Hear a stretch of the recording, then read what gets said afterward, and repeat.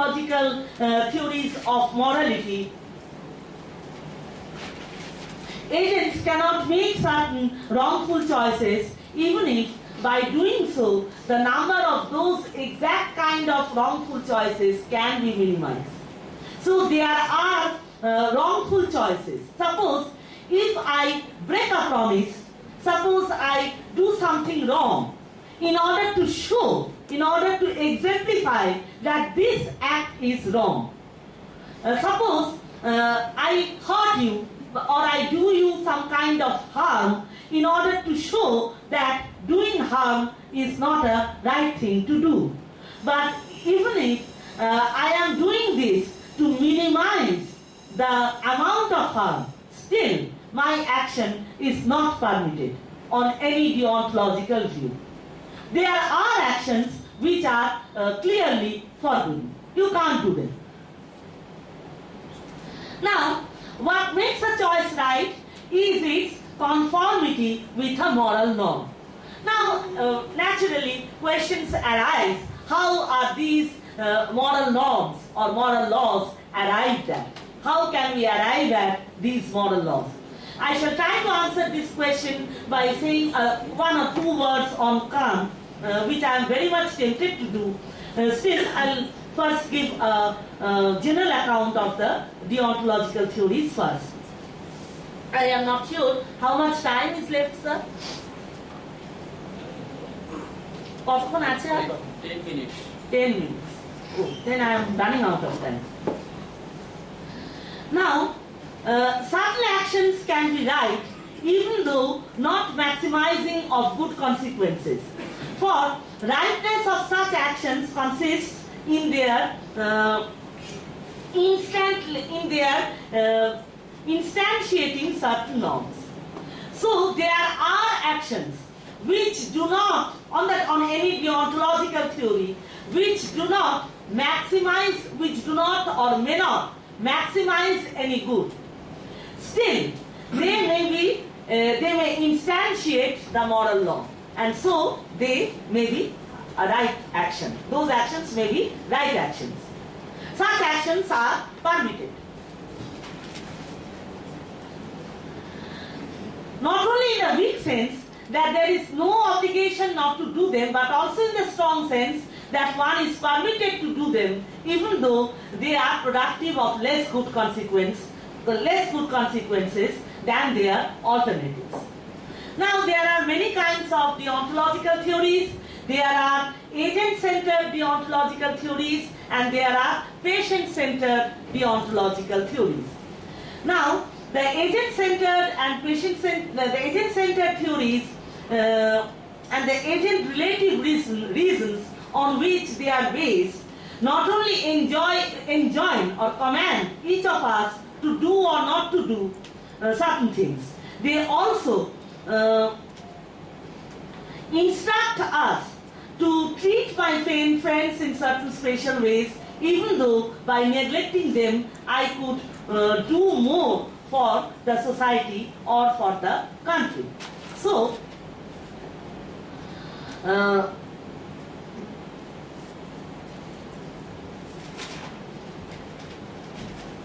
at the heart of these agent-centered theories is the idea of agency. Here, morality is intensely personal. On any agent-centered deontological theory, deontological view, morality is intensely personal. Each of us is enjoined to keep our moral house in order.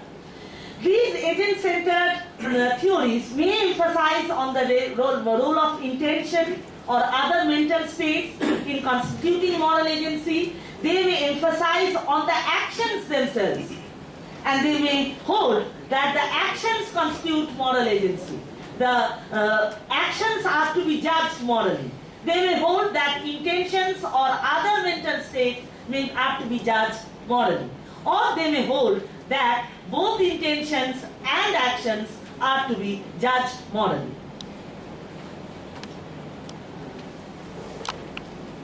Now, on any of these views, risking or causing of some evil result is distinct from any intention to achieve it. Now, those who place their emphasis on intention or other moral or on other mental states, on their view, it is intending alone that marks the involvement of our agency. Now, there are other versions who focus on intended ends. There are other theories which emphasize on deliberative processes that precede the formation of intentions, so that even to contemplate the doing of an evil act invokes our agency and may be morally bad. The act view of agency is distinct from the mental state or intentions view of agency. And we all know that philosophy of law of any state is predominantly based on the act view of moral agency. Usually, a person is not legally punishable for his intentions alone. But if he performs an action which is caused by intention, or it can be shown to be intentional, then only it is legally punishable. Now, the willing must cause the action, or the willing must cause, suppose, the death of an innocent in order to be an intentional act of killing. So, not only the act view places its emphasis on the action, but the action must be caused by an intention. Whenever moral agency is placed in an action, the action must also be an intentional action. Okay?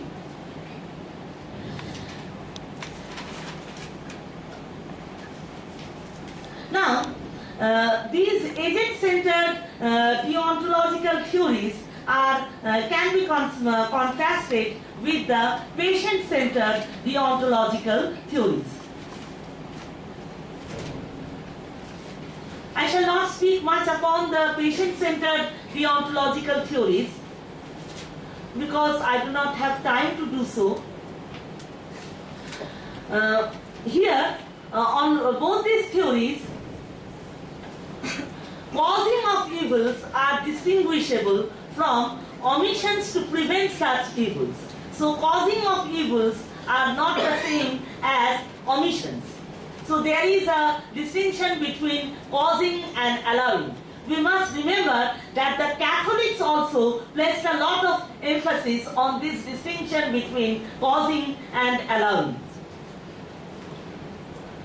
Now, also one is said not to cause an evil such as a death when one's acts merely enable some other agent to cause such evil.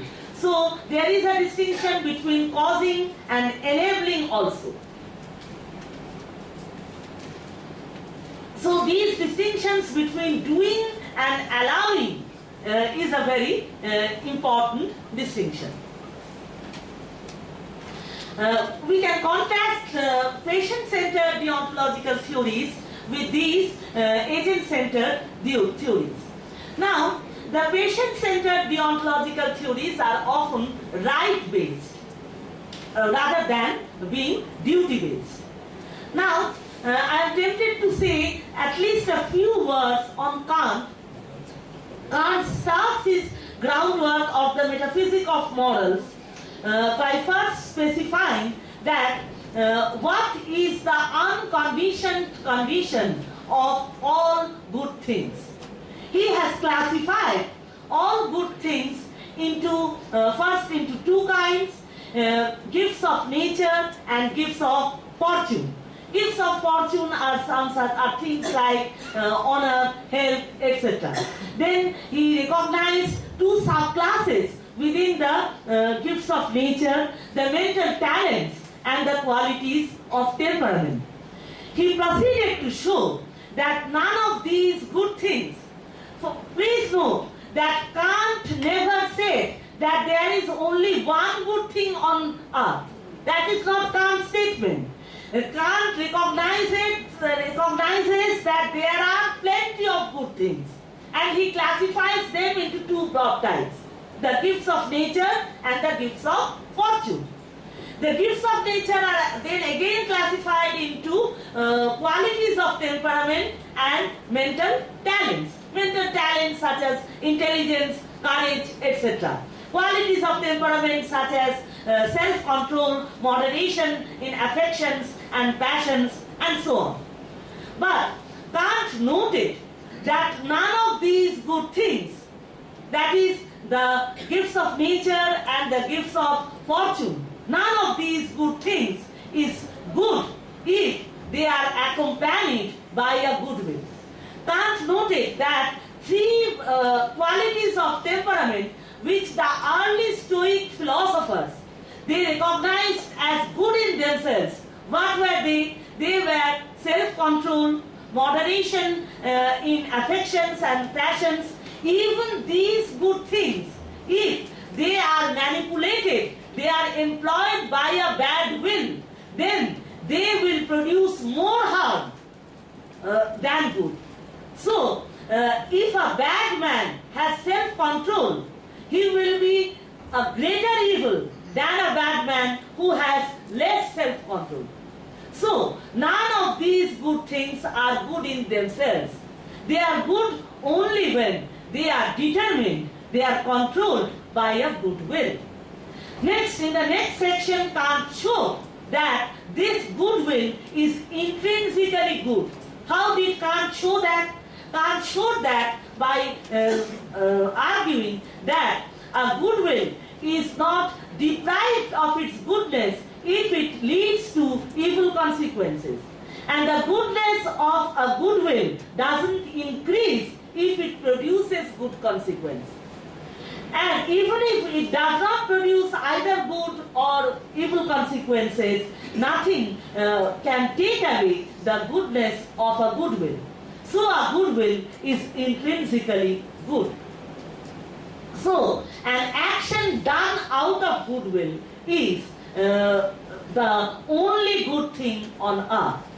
Next, Kant proceeds to define duty, an action done out of the motive of duty. Then he shows that only when an action, he shows the relation between goodwill and duty in the fourth section, as the sections have been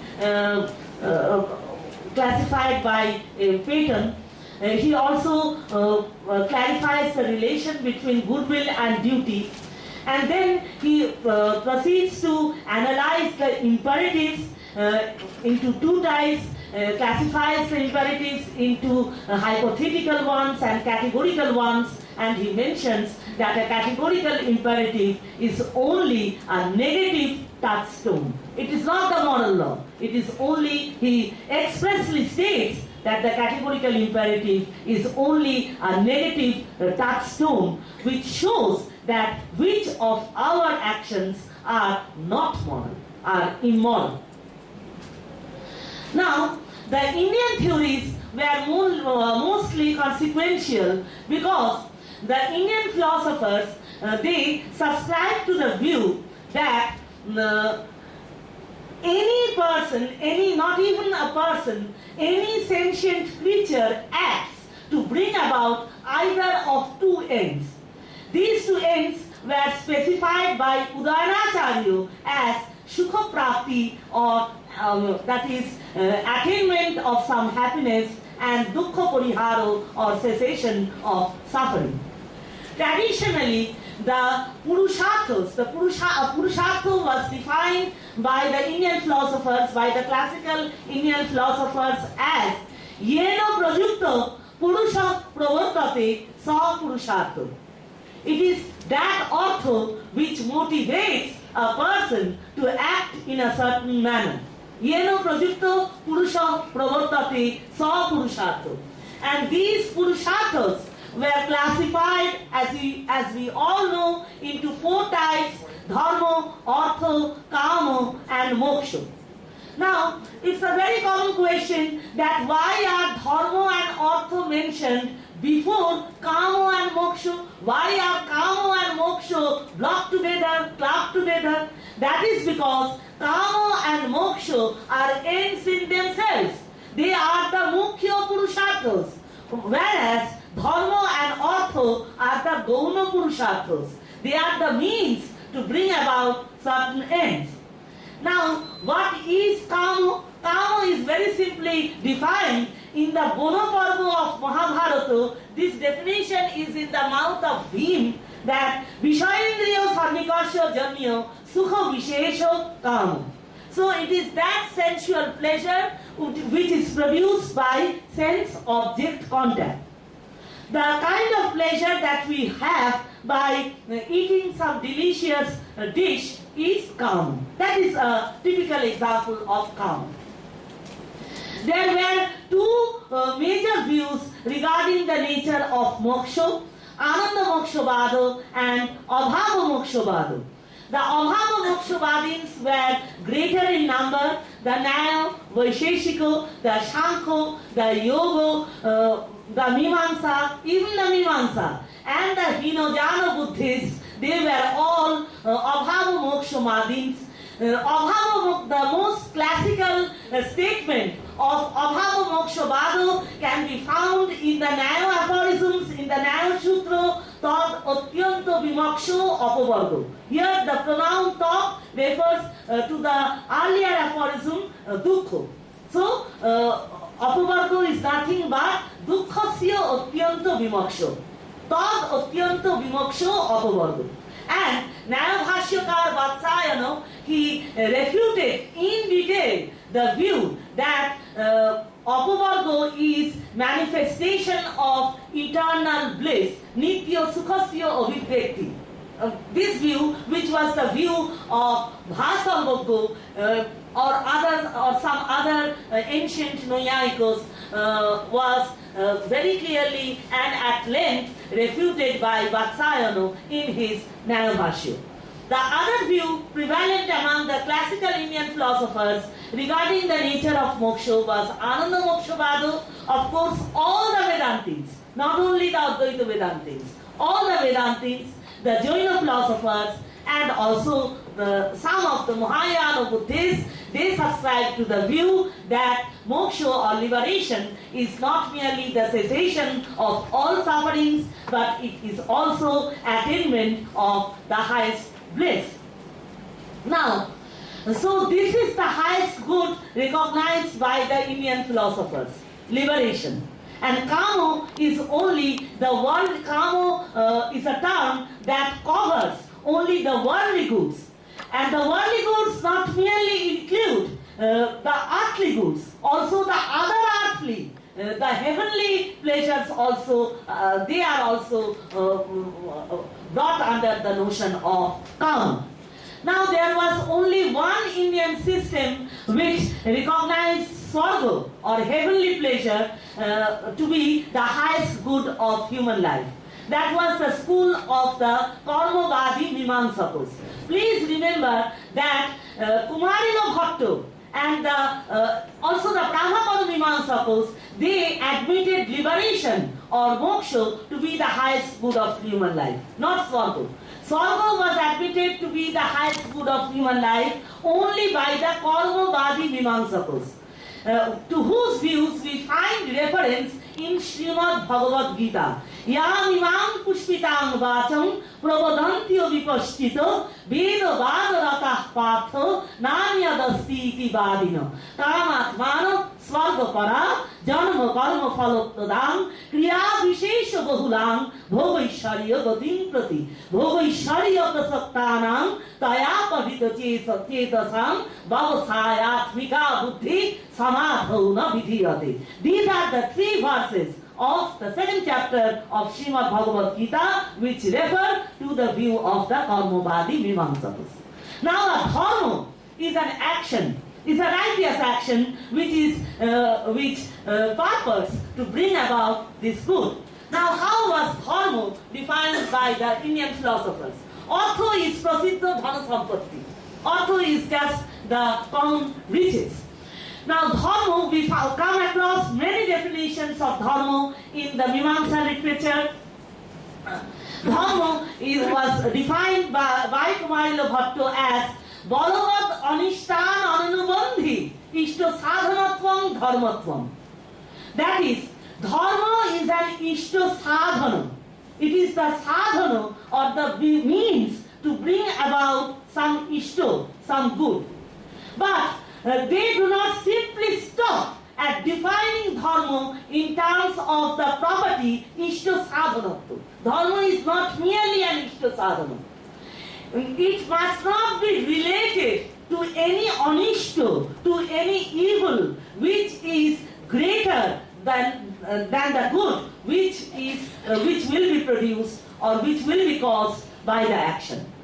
Now, why do they go for this roundabout way of defining the concept of dharma? Because the Indian philosophers recognize the fact that every action it produces some amount of pain. Why do they produce some amount of pain? Because karma always requires the expenditure, the spending of three things.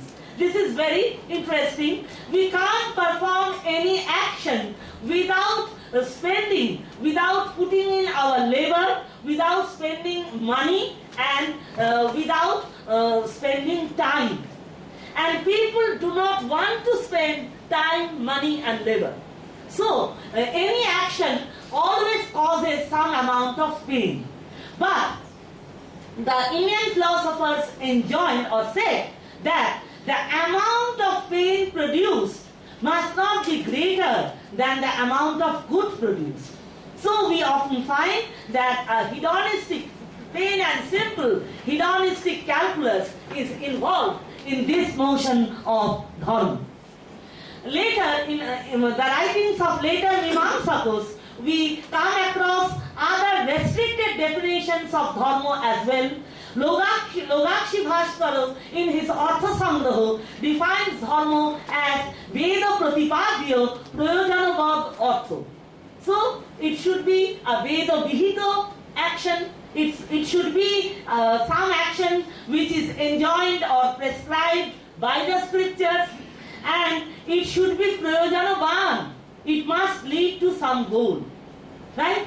So, the notion of dharma is plainly and clearly a consequentialist notion. An action is right if it leads to some good. That is the highest prayojana or the highest end of human life. So we find that these Indian theories are predominantly consequentialist in nature. We go back to my earlier question placed by me, are these theories very demanding, overly demanding? Yes, they are. We are reminded of the main prescription of the man who took Vedanta to the world. What was his contribution, main contribution of Swamiji to earlier Vedanta? The main there is a very clear link between a consequentialist theories being overly demanding and Swamiji's main contribution to Vedanta. There is a very clear link. That is, Swamiji introduced the concept of Seva Yoga, right? Apart from the three other yogas, the notions of which were known to the classical Indian philosophers. What were they? In fact, we come across all the yogas, Jnana Yoga, Bhakti Yoga, and Karma Yoga in Srimad Bhagavad Gita itself. There were interpretations of Gita which speak of a synthesis of these three yogas.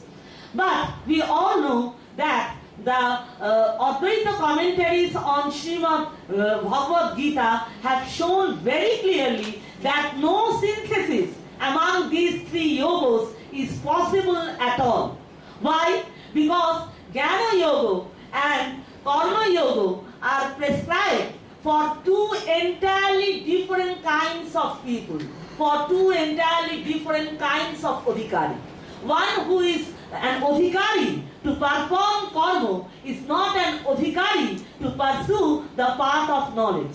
This is very clearly stated in the verse of Srimad Bhagavad Gita, Durena hi avaram karma buddhi yoga dhananjaya buddhau sharanam anvichya kripana phalavetavam. So here it is clearly shown in this verse that the path of karma is avara or nikrishta to the path of jnana. And even that is why, even after prescribing the path of knowledge, in the second chapter of Gita to Arjuna, Lord Krishna proceeds to describe the path of karma to Arjuna in the third chapter of Srimad Bhagavad Gita, which is entitled Karma Yoga. And Arjuna himself asked the Lord that why are you motivating me in this work, to take part in this work, where I know that liberation can be attained only through the path of knowledge by Brahma Sakshatkara or Atma Jnana alone. The reason is Arjuna was not an adhikari to pursue the path of knowledge. In order to pursue the path of knowledge, one must require the sadhana chatushtrayas. You all have heard of our students have all, I hope, heard of the sadhana chatushtrayas. They are the nityanitya vastu viveko, ihamutra phalabhoga virago, shamadamadi shat sampatti, and mumukshutva, which is an intense desire for liberation. Unless one has all these characteristics, and unless one has uparati, which means vihitanam karmanam vidhina parityago, that is, unless one becomes a sannyasin, one is not primarily entitled to pursue the path of knowledge. And so Arjuna was not primarily entitled. He was not a mukha adhikari for pursuing the path of knowledge. That is why here no synthesis between the two yogas is possible on this view. Madhusudana has refuted in detail Jnana Karma Samuchaya Vada in his Gurartha Deepika of Srimad Bhagavad Gita. Madhusudana has shown that only when a person attains Chitta Shuddhi, when his mind is purified by performing Nishkama Karma, then only he becomes entitled to pursue the path of knowledge, then only he becomes entitled to study Vedanta, and then only by studying Vedanta one can attain Atma Jnana, and that Atma Jnana alone can cause liberation. And when liberation is produced, all sanchita and anarabdha karmas will be destroyed. Since a person who is jivanmukta, who has attained liberation in this life, will not perform any kamya karma or any wishful action in his life, so no further merit or demerit, papa and punya will be accumulated, and so only his prarabdha will go on giving fruits as long as he lives, because a prarabdha cannot be stopped from producing fruits unless they are not exhausted. Na bhuktam shkiyate karma karko koti shatairapi. So only the prarabdhas will go on, and as soon as the prarabdha karmas are exhausted, the person will attain, he will die, he will attain vidya mukti. So this is the notion of Nishkama Karma, but Swamiji added to these three yogas the concept of Seva Yoga, that elevated the goal of Vedanta from being only a merely personal goal to a collective goal. Okay, so this Seva Yoga, this is a very, very demanding conception of the good. One has to devote one's entire life if one has to attain this end. There will be no room for personal benefits, for personal pleasures, even for one's family, even for one's neighborhood, but one has to devote one's entire life to bringing about the welfare of the entire mankind. Being an ascetic, one has to devote one's entire life to bringing about the common good, the good of the entire mankind.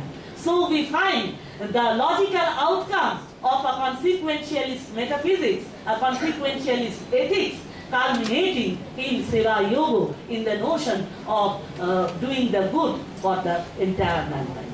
With this, I stop here.